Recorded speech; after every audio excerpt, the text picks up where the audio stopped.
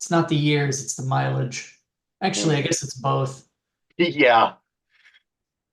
Hello, and welcome to episode 85 of the Following Mechanical Turks project. We're waist deep in producing the third product, which is theoretical um, in focus and potentially also in method. Hmm. So building upon the previous works that identified some key things like trauma and telling um, and what's the task scape, although that's actually something Yeah. we can brought to it as an interpretive tool. Yeah. Um, we're now examining how Mechanical Turk and its ilk, I mean, kind of the what it reveals about human machine collaborations, how that crafts notions of both of those components and their coalitions. And so we've started to think about what rhetoric can bring to this discourse that seems to be happening in a cross-disciplinary way.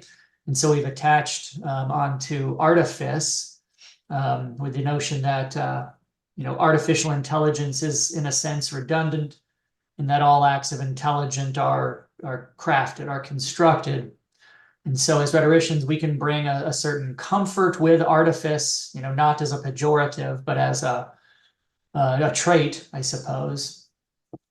Um, and we're also folks who have, investigated these sorts of things kind of historically, Hmm. particularly how these things are manifesting through language. It's not, I guess it's not, exclusively what we're looking at, but I think it's no coincidence that a large part of this is generative AI, which is, based in language. Even those that are creating imagery and that kind of thing are sensitive to prompts, right? I mean, that's the magic bullet is I can tell it what kind of thing I want, and it'll produce that, whether it's textual or a still image, or now even video and audio, right? So the emphasis there on language, I think, also opens the door to how we can contribute to this discourse. And so what we've been doing is kind of working our way through a kind of outline that examines these issues. Probably what we'll do is we've discussed looking at what we're calling sort of like they're less case studies and more like case themes in a way.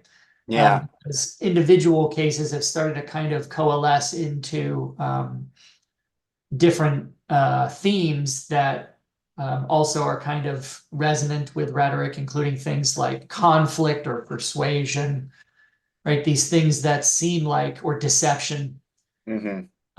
these things that seem pretty squarely in the purview of rhetoric. Um, and so we've got kind of examples of those.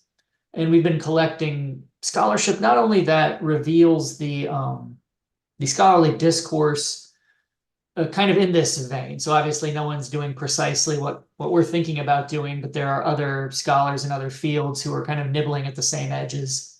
Hmm. And that's kind of what we've been doing. Yeah.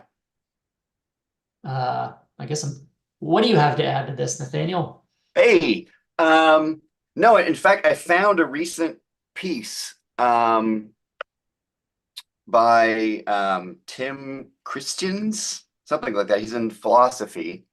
Um, but it's about he's looking at this figure that I was not aware of, but this French, um, actually Greek French philosopher. Yes. And what drew me to this one, I forget, this may have just popped up somewhere. I don't know, but somebody knew my algorithm.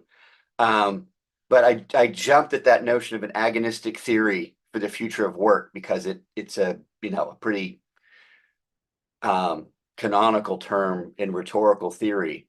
And one Um, we've worked with before. yes, indeed, it's one could say it's our bailiwick. Um, but it really is helpful. I mean, it's helpful because it explicitly gets at, I think, the way that we've been, well, sometimes we've engaged it directly, but the way that um, labor has shown up at various parts of our project. I think at kind of every stage. Um, and this piece is helpful in the way that it treats labor as itself a kind of um, an artifice where this gets worked out. So it's useful because it gives us some purchase on the way that we've been sort of labor informs this. Yeah. Um, but it nicely gets at the idea that the actual sort of agonistic struggle of workers in the context of, you know, AI work and particularly Mechanical Turk is the idea that they um, should be sort of part and parcel of defining that kind of work for Mm. themselves. So in that sense, it sort of sees that it's for me, I think there's a way that we could articulate this in the sort of the language of artifice, because what it brings to that is the idea that any artifice in which human intelligence gets articulated can be understood agonistically, right? Yeah. So that artifice is not simply this, you know, that you can make the case, right, that intelligence emerges out of a particular artifice, right? And then that artifice in that sense is creative, or it has compositional power to shape intelligence. But this adds a kind of additional thing that that artifice itself is going to not be like internally consistent, right? That artifice itself will be shaped agonistically. Um, so it's a way of what we've been thinking about is the way that the from the rhetorical standpoint, right, the artifice is generative, right? It's not this sort of cosmetic thing that's put over top of a real thing, but the artifice itself is generative. And then what's added here in the context of Amazon's Mechanical Turk is that artifice itself is constantly being reshaped through agonistic action. Yeah. So it provides some additional on ramps for a kind of explicitly rhetorical approach to this in the way that agonism um, works at that level. So right, so one of my questions here is if we're thinking about the artifice and the work that it does, one of my early questions in the margins is like, who manages the artifice? Mm. And so that becomes, I think, another interesting place to look is not just how is the artifice, because I think a lot of our examples are people playing with the artifice itself, right? Or redirecting it or tweaking it.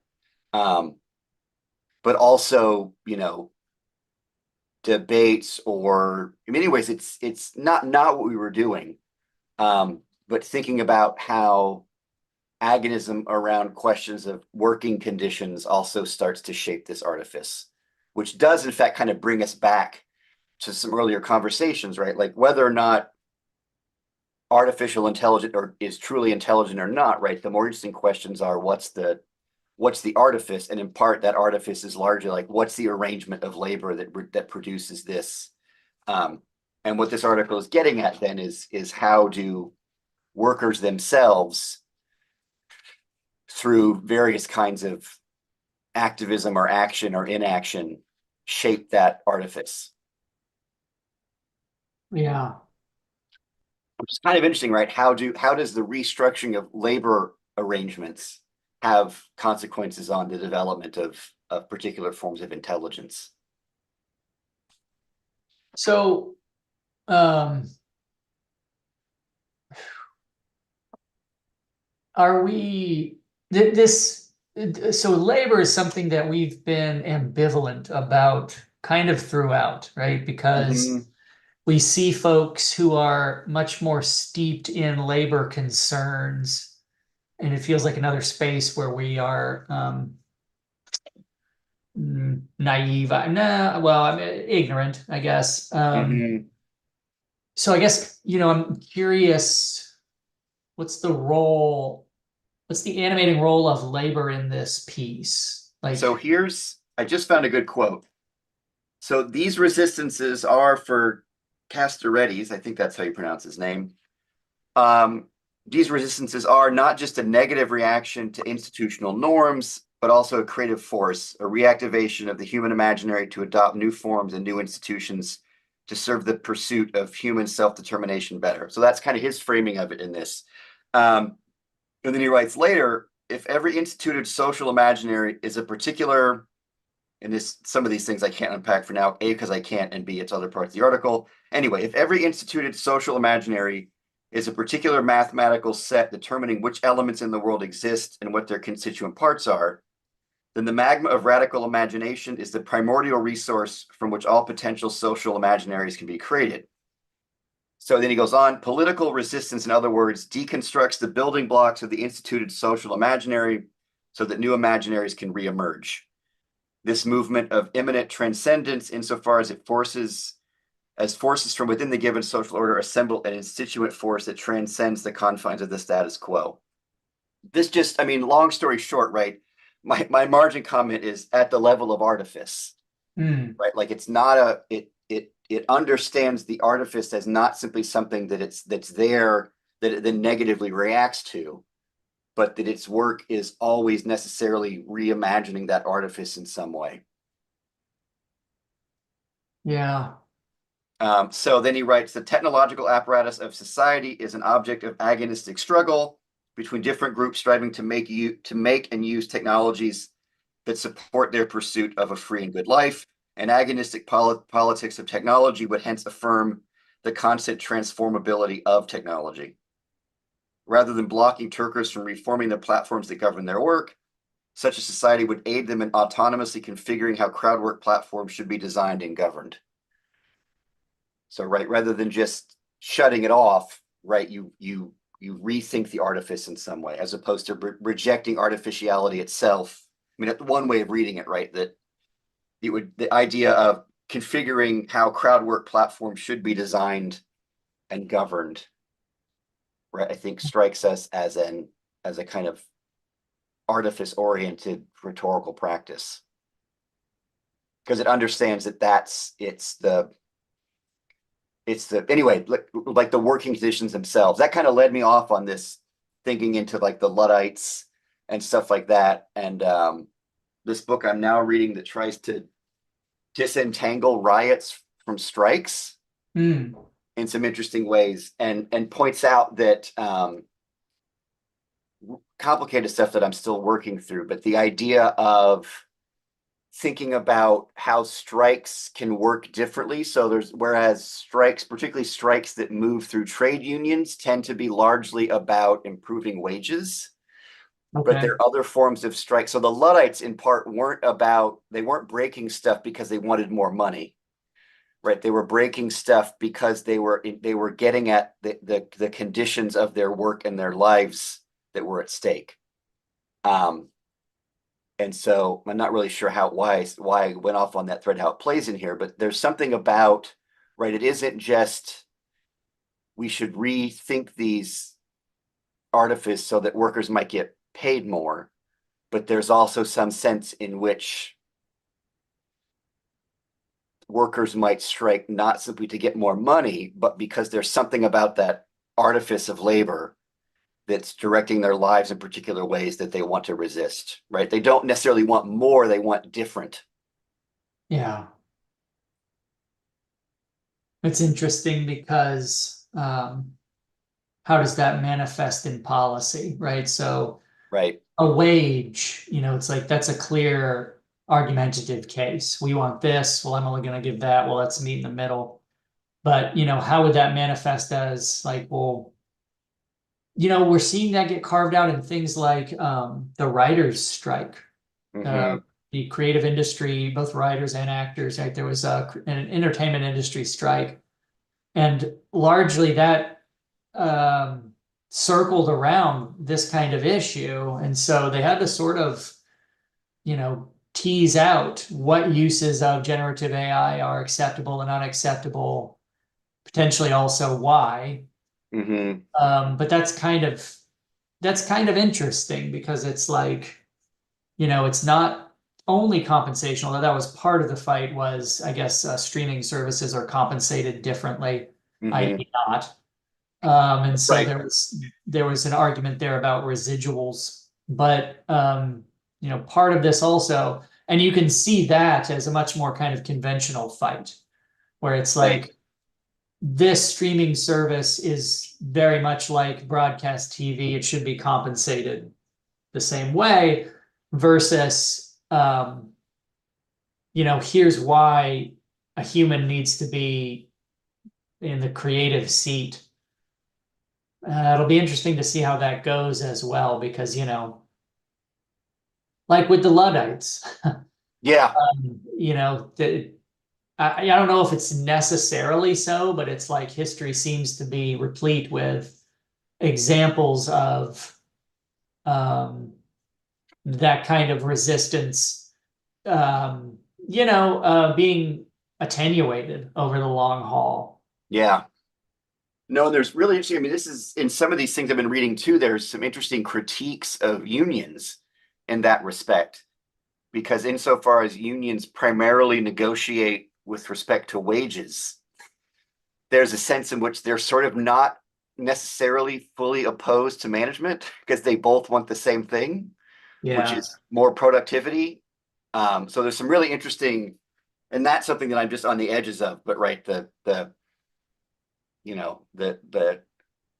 amongst labor organizers and stuff, like their own complicated relationships to things like Luddites and and what unions are for and who they don't represent. There's I don't know, this is something too that I've been looking at. There was a zine that came out of like San Francisco in the 80s and 90s called Processed World, Okay. which is wild. And it was put together largely by like temp workers around the edges of the technology industry.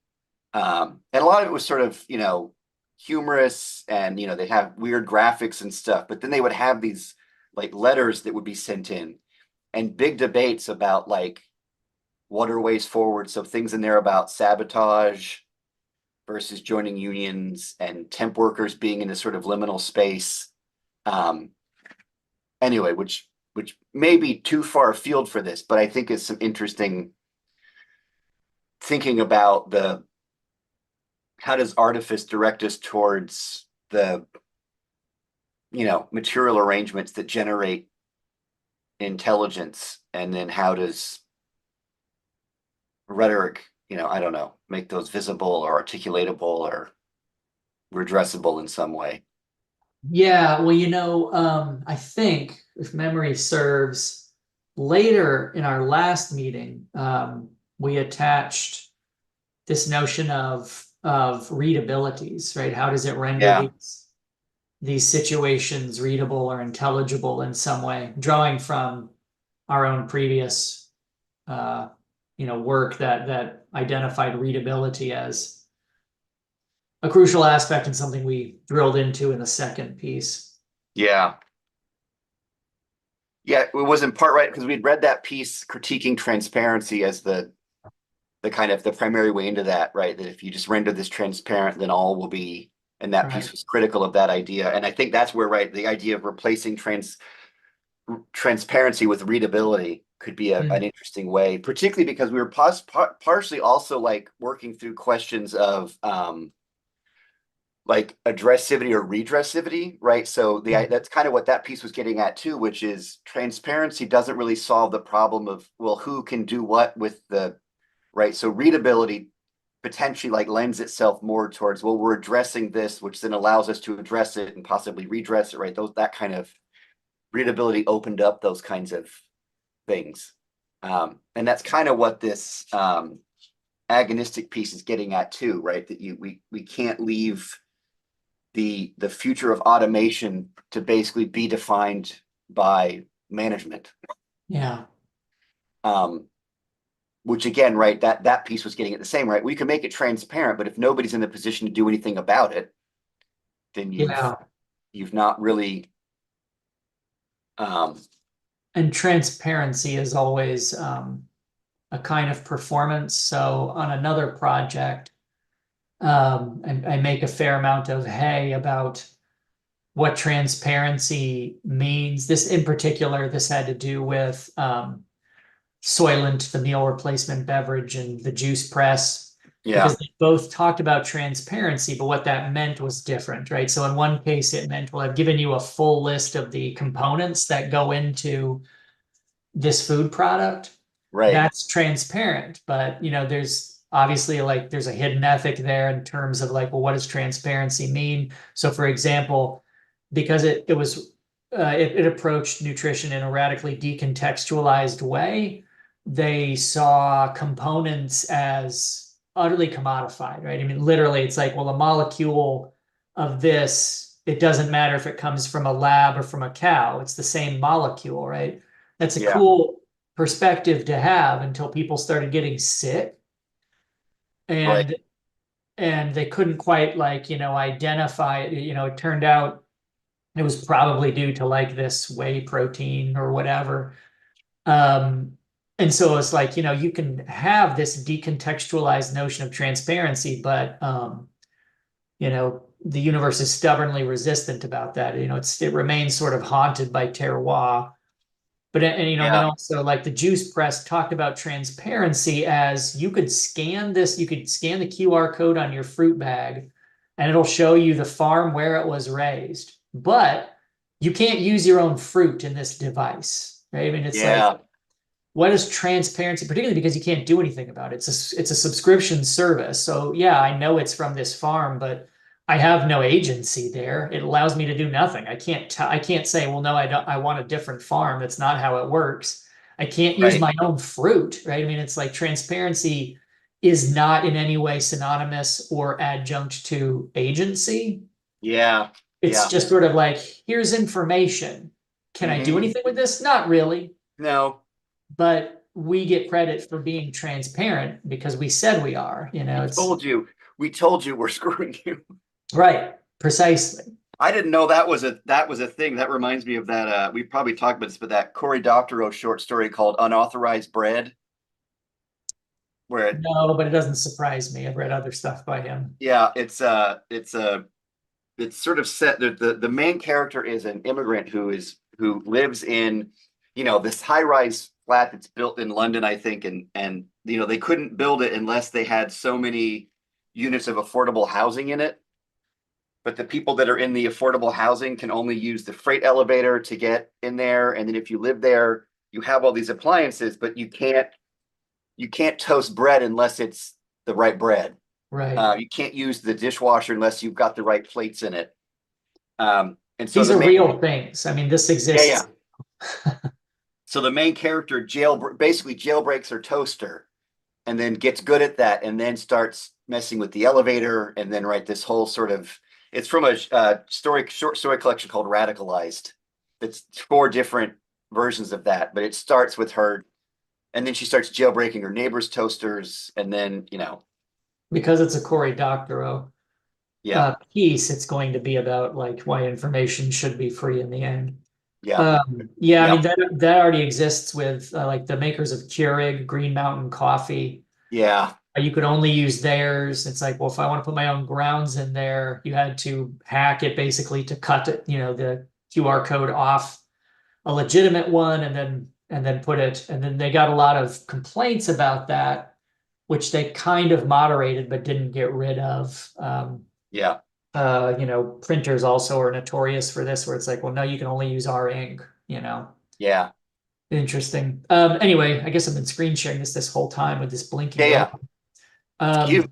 I don't think this is too important. It was just a news story about what it calls causal AI, which it Huh. puts against generative AI. I think it has a terse. Whoops, I can't see my find here.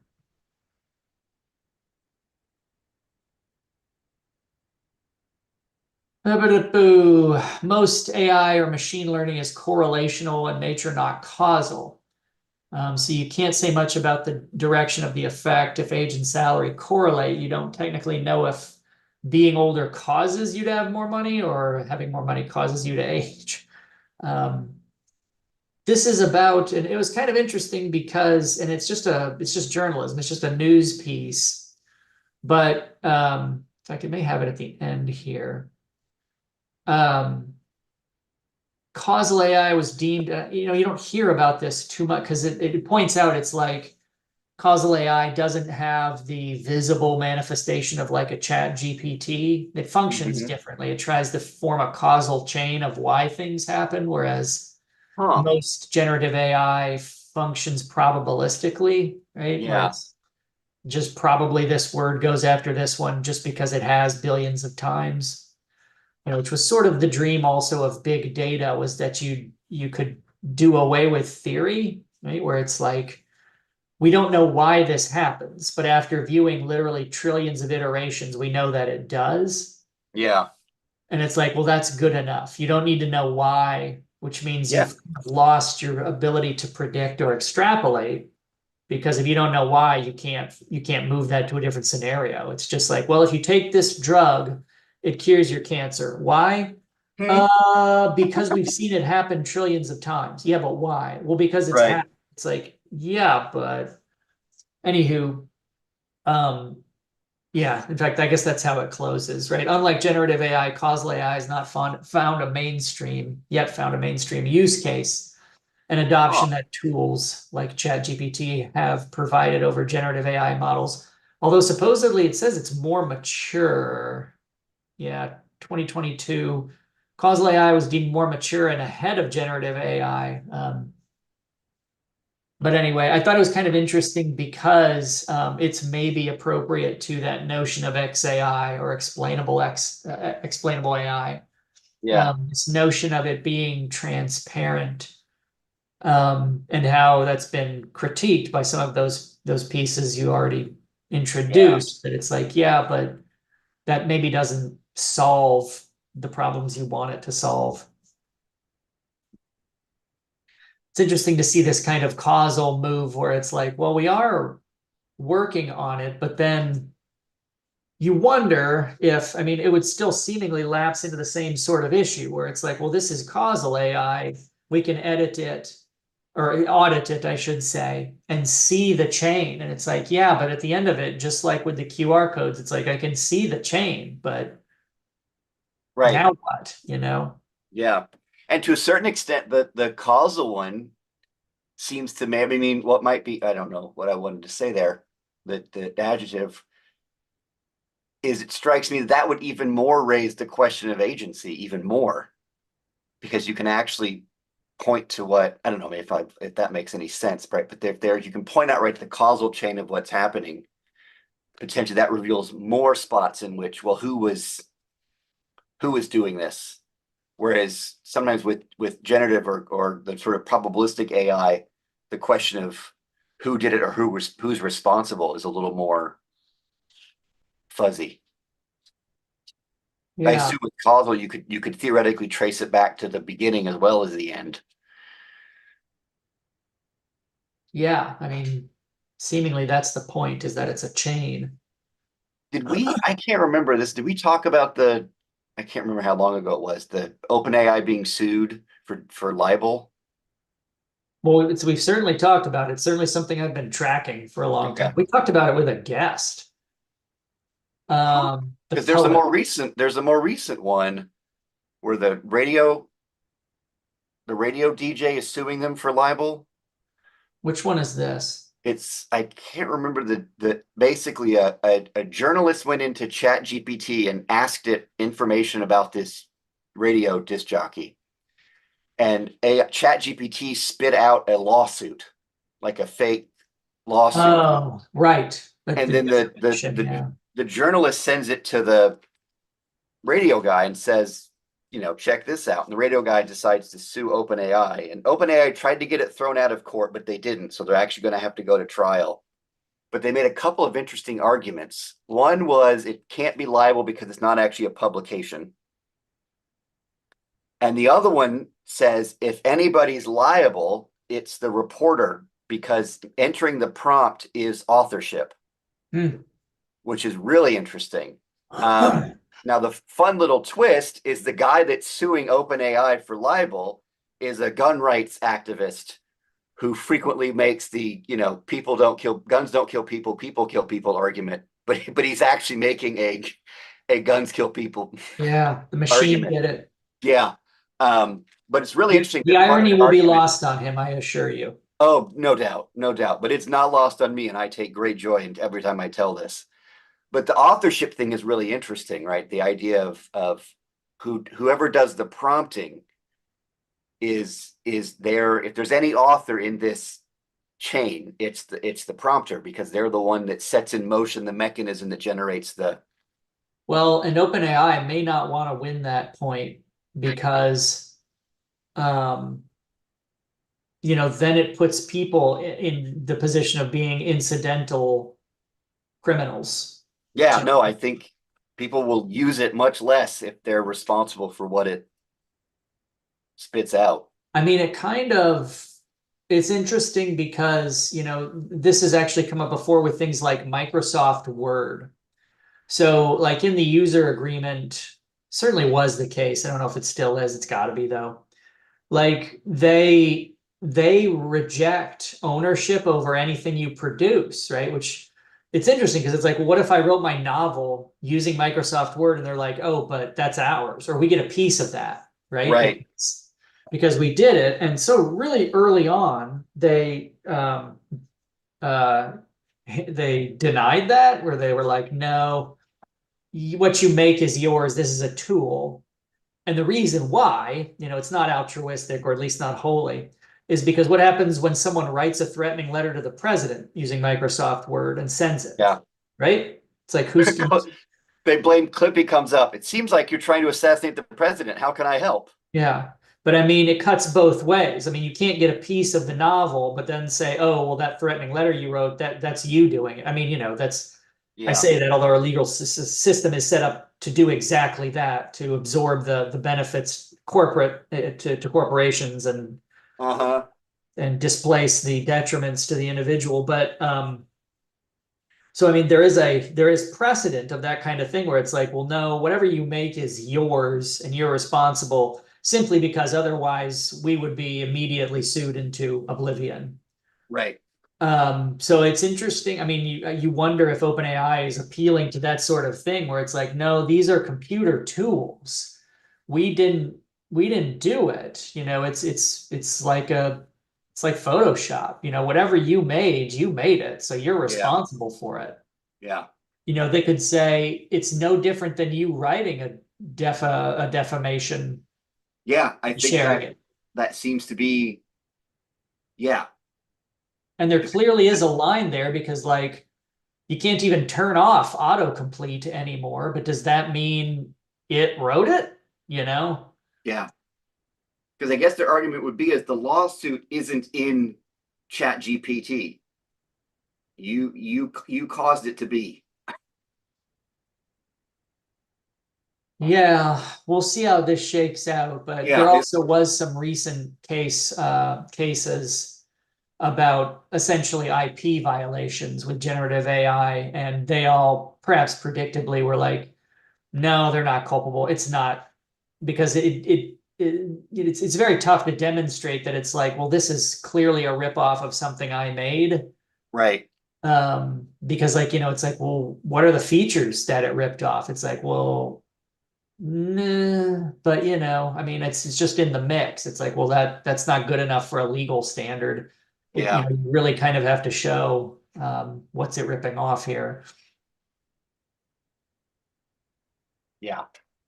Well, I mean that's what's so interesting about, I mean, or interesting or horrifying or whatever, because I mean it really reveals how, what's the word I want to use? Not reactionary, Real reactionary.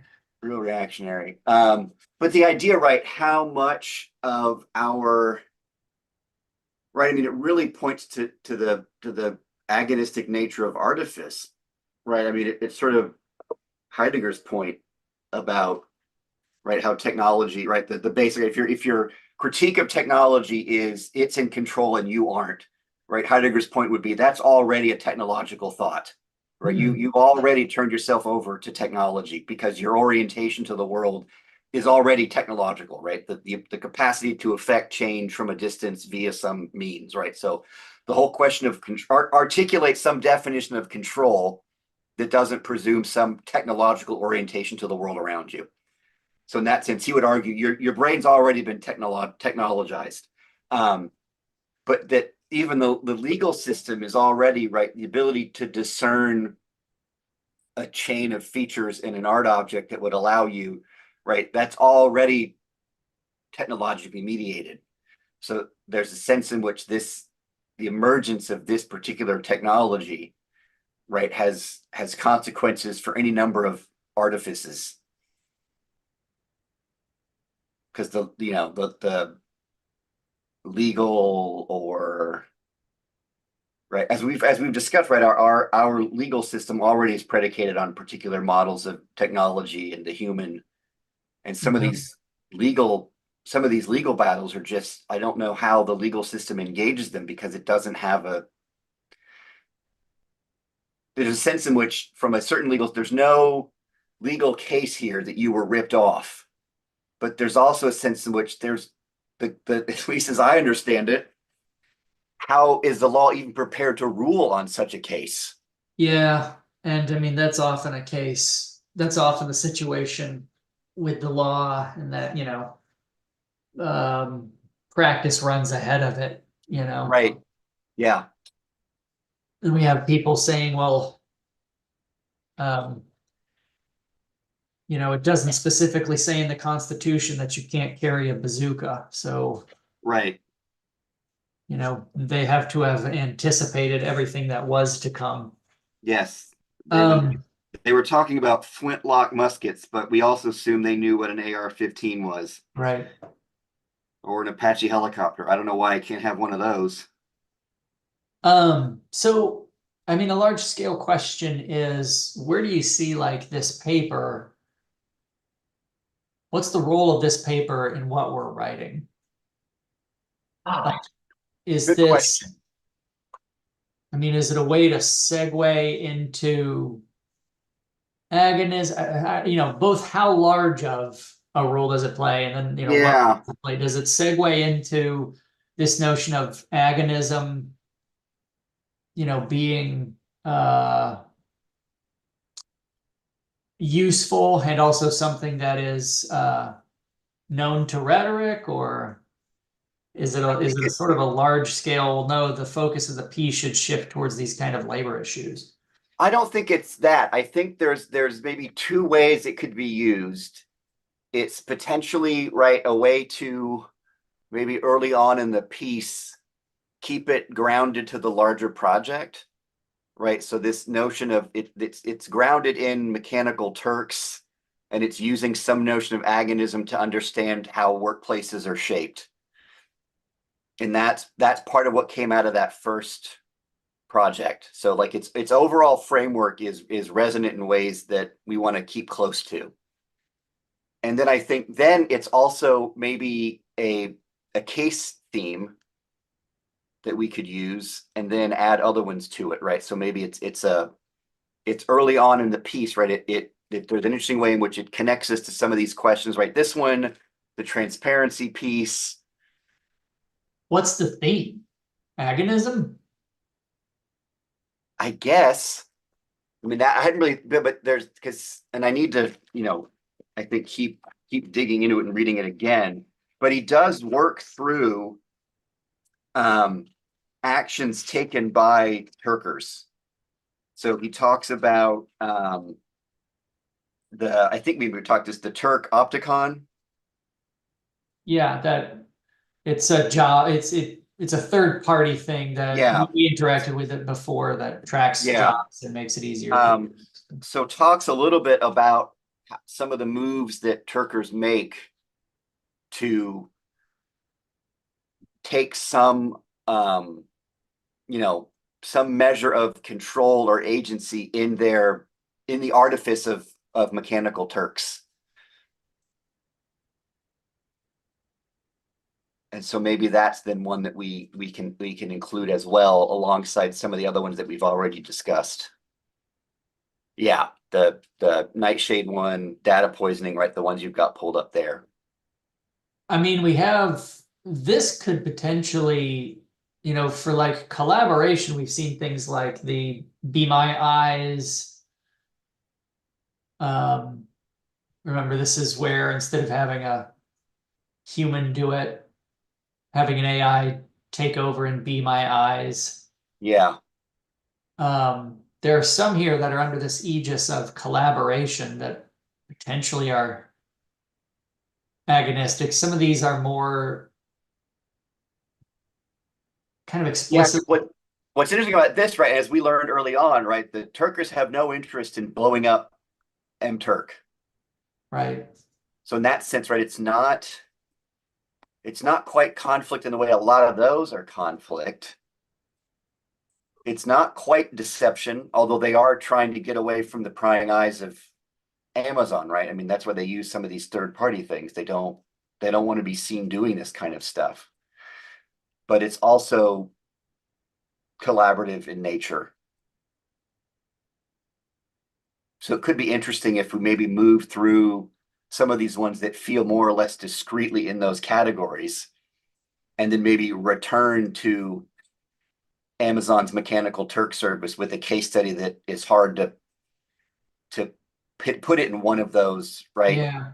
Which we can say suggests then, right, that those conceptual, those thematics I think are very useful, but it's good to have a case study that points to.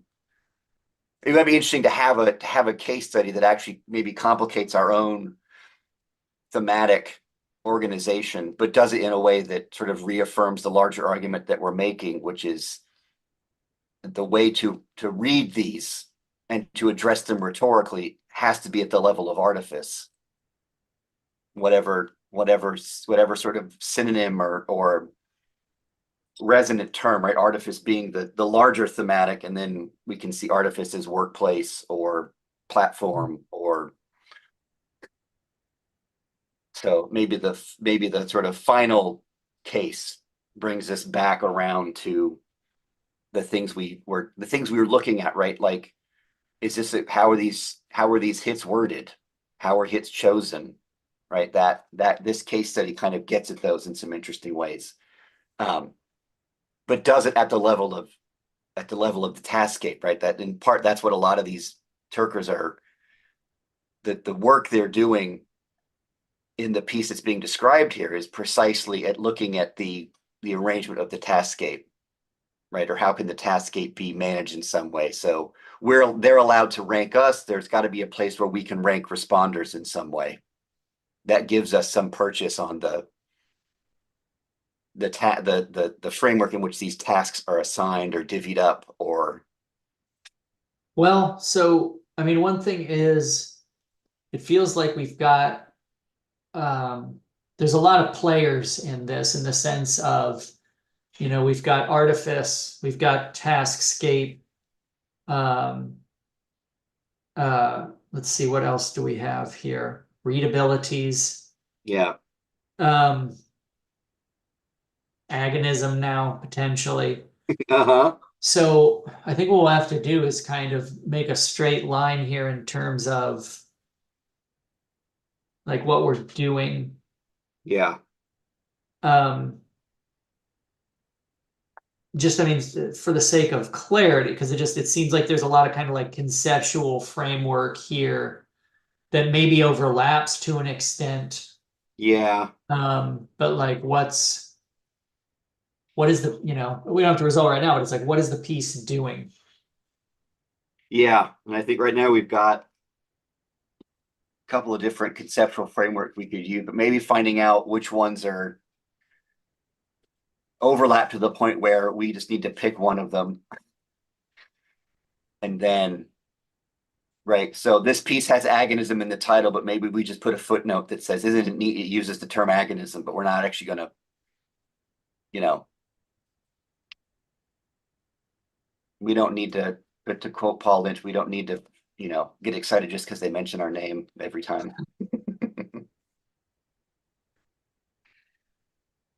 But no, but I think you're right. I mean, it's kind of as we normally go along with these things. We've got a lot of different, I think, ways into this, but you're right. And my instinct, I think, and probably yours too, is, well, what are terms we've already been using that we can upcycle into this piece? So I think Yeah. the way we discussed readability last time was really exciting, and I think potentially useful. Yeah. Um, So we've got, we got readability, we've got the taskscape, we've got artifice. I mean, it's not like we have to parse it down to one, but it's like, yeah, and it could be that like the the riff on artifice, like artifice doesn't maybe need to do much conceptual labor over the course of the article, but it could be the opening gambit. And then our opening move is this: the way that artifice is being talked about here, we have something to say about it. But in line with our project, right, we see what artifice is more or less synonymous with the way that we've been thinking about taskscapes. So maybe we don't like artifice doesn't need to show up throughout the article. It could just be a move at the beginning or the and the end that kind of frames it. So it signals here's the larger conversation that we're in, but we're going to immediately then bring it down to the scope of our own project. yeah, it's just something to consider because, I just don't want to have a lot of like almost, well, I mean, it's jargon, which isn't a pejorative. It just means, a specialized term. Yeah, we don't want to Uh, have too many specialized terms, well, if it's just sort of like, and also this, and also this, and also, you know what I mean? which is historically my method. Here's two shiny things. Can I be done with this thing now? Probably not. Yeah, No. that was my dissertation process in a nutshell. It's just like I found two shiny things. Okay, that's you got to now connect them in some meaningful way. What was Oh, your dissertation? what? What was your dissertation? What was the title? I was I don't remember the title of mine either. it was kind of a rethinking rhetoric's relationship to social constructionism, and the idea of historically physics or nature is was used to sort of corral rhetoric, and so I was thinking through rhetoric's material bodily kinds of consequences. It was basically peak social constructionism. I don't like any of it now. So not only did I never publish any part of my dissertation, it's mostly a foil for everything I've done since then. Well, but that's how you got, it wasn't wasted. You had to get No, there. not at all. I got a lot out of that piece of shit. And ultimately you have to get your ticket punched. So Yep. That's what it that's what I tell my grad students all the time. It did the one thing it was supposed to do. I think Rick, didn't he say that one time where he was like, no one, he was talking about the comprehensive exam. Yeah. It's like no one publishes their answers to test questions. Yeah. I mean, I know there's more pressure to publish than we were in grad school, but man, the idea that your dissertation is the first draft of your book project is pretty insidious.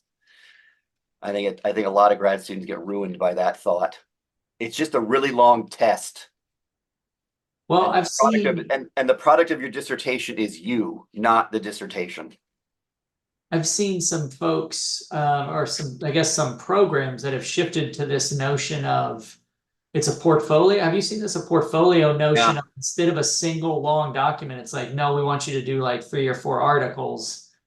And then it's like a portfolio of your labor. I was like, oh, that's kind of interesting because then you could, and like where I Yeah. am, you actually get more institutional mileage out of parting things Yeah. like I, that.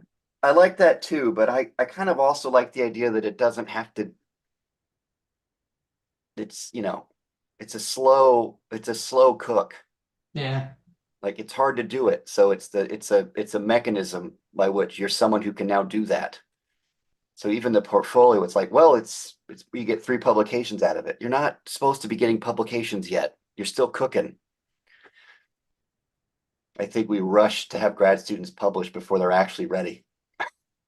Well, I mean, they have to But compete in the marketplace. exactly. So, I get all the reasons why they do it, and I encourage grad students to do it, but I'm like, stay in the oven just a little longer. Oh, we never get out of the What's that? Said you never get out of the oven. No, that's true. That's true. Um, Plenty of oven. It'll yeah. be it'll be there. All Don't, right. Um, yeah. yeah, I gotta go pick up my kid. Same. Uh, Okay. Yeah. I mean, I think at some point I just need to start. I just need to start writing. yeah, I can't do it until summer. Yeah, but I probably not. Yeah, I'm gonna try. I just you'll appreciate this. We had an instructor who's had to take a medical leave, and I took over one of his classes, which starts March 19th at the prison. So I'm going to be which teaching. part of this would I appreciate? The prison I'm part? working at the prison. Okay. It's Medical just leave? You're it's someone who seems like you're going to die soon. You'll appreciate it. uh-huh. You love someone with the congenital heart disease, Jeremy. It's makes always makes your day. Well, No, it's as someone staff. with a It's congenital staff. So heart disorder, I suppose that's true. I don't go There's into the literally prison. dozens of us. I don't go into the prison proper, but it's staff at the prison. So, That is something, I guess. but yeah, it's I nine do weeks. appreciate it. It's 9 weeks, and it's once a week for 4 hours. What are you teaching? For it's writing, it's like a writing class. It's like a first year writing. So I've had to spend a lot of time tweaking it for 9 weeks and 4 hours at a time. And most of them don't Different have audience. laptops. There's no Yeah. Wi-Fi. So it should be interesting. I mean, I'm kind of excited to do it because I've not really have any sustained engagement with non-traditional students, and our undergrads are about as traditional undergrady as possible. So it'll be an interesting new experience teaching. So, Right on. but I've got some notes. I wrote a riff on the readability stuff last time, so I'll try to add that to I the put move. a line in the outline just to Okay. remind us of it. Yeah, I've got a paragraph or two. So, okay, well, let's go get our snotty children, Yep. and I'll see you later.